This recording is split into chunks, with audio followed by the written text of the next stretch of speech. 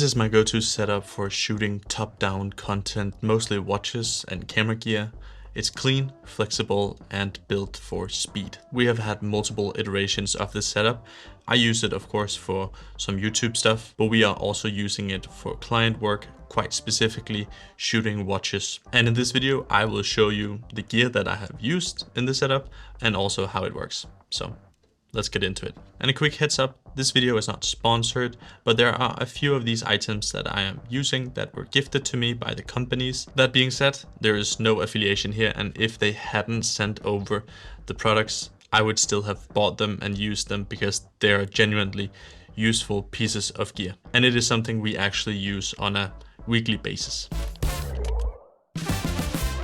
Everything starts with a desk, and I am using a sit-stand desk so I can easily adjust height depending on the product's size and the shoot, because then we can easily zoom in and out by lifting or sinking the desk, and that is just really convenient. We also use a white tabletop because it was cheap online. That is the main reason actually, but it also worked really well as a clean basic setup. The arm that is holding the camera is also not attached to the desk, and that was a thing that we changed up in this second iteration of the top-down setup. For the camera rigging, that is probably the most important part of this setup, and I am using the Roubaix Magic Desk Arm. And in my situation, I have it mounted to the money safe that is behind the setup. We are renting the studio and we cannot remove these money safes. We are allowed to, but they are literally impossible to move. We can also not cut in them because there are some fumes inside. So we tried to figure out what is the best solution for us to, of course, utilize the space. So I have used the arm on top of the money safe, and then inside of the safe, we are using it to attach the light, and then there is space for storage at the bottom. And I know this is very specific for my setup, but overall, that is how I would mount the arm. It holds the camera very solid and it's easy to adjust, and that is super important when you are working with a top-down setup if you are shooting bigger products or smaller products. I have shot camera backpacks there, like I did in my previous video with the PG Tech rolling camera bag, but we are mostly shooting watches, and I'm also of course using it to shooting some gear for my YouTube videos. As mentioned, we did have a different top-down setup previously, and I will also quickly share why we changed it around, and now we are using it over by our charging station. The main quirk we had with the newer stand was that it was physically on the desk and there was no slider for adjusting the width of it. And because we couldn't adjust the width of it, it also felt too narrow quite often.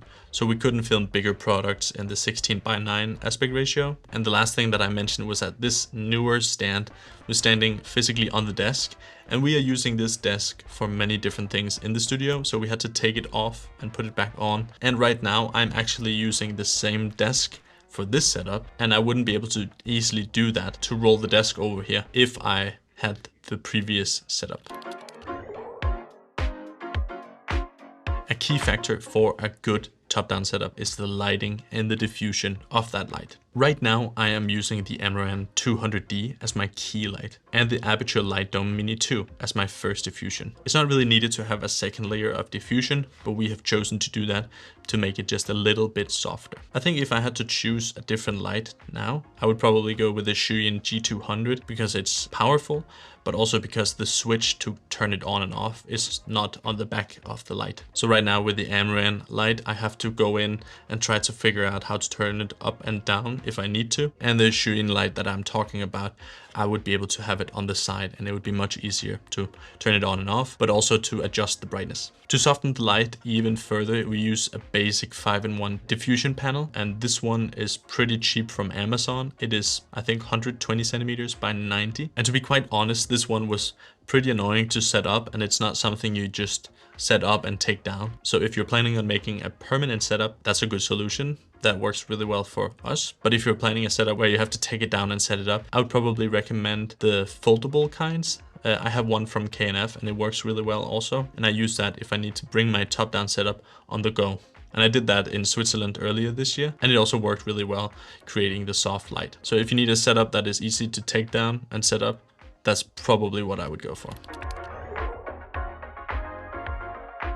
One big important thing for a setup like this is an external monitor. And this part really saves my neck because I don't have to look up at the camera constantly. Next to the setup, I have attached a FeelWorld F5 Pro monitor, mainly because it has the physical buttons. That's why I chose that monitor specifically. So when the camera is mounted upside down, I can just flip the image, mirror it or rotate it without digging through menus, but there is just set up one button on top of the camera to switch it all up. So if I go horizontal and vertical, I just press the button and then the rotation and the mirroring is correct. I noticed on my Atomos Ninja 5 that I cannot do that, and the FeelWorld is just cheaper also, so that's definitely why I would recommend that. It's a pretty good monitor. For different creative looks, you can easily do completely different things than what I have done, but we have had plenty of different backdrops for top-down setups, and this is definitely the ones that are working the best that we have found. It's called club backdrops, and they are just simple colors. They have matte surfaces and they are in very neutral tones, at least the ones we have chosen. And they're also very easy to clean for food photography, but overall it helps us create a specific look with the different colors. They also have textured ones, but we haven't tried those out. I personally just prefer the simple plain colored backgrounds. And again, here I want to emphasize that we have bought these club backdrop and they are the best that we have found, but it's not sponsored.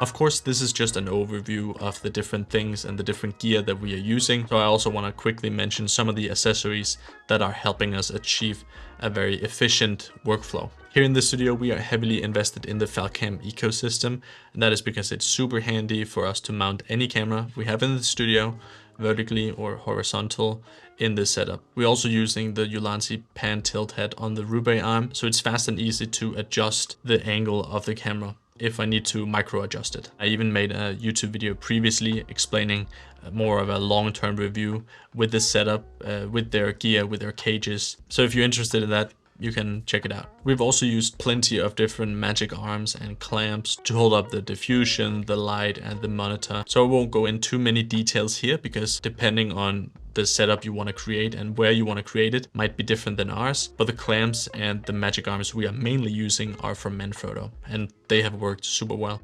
That's my full top-down rig. It's built for speed, flexibility, and clean-looking shots. Whether I'm showing off watches or new pieces of camera gear, this setup is my go-to B-roll station. Thank you so much for watching, and if you have any questions, let's geek out about it in the comment section.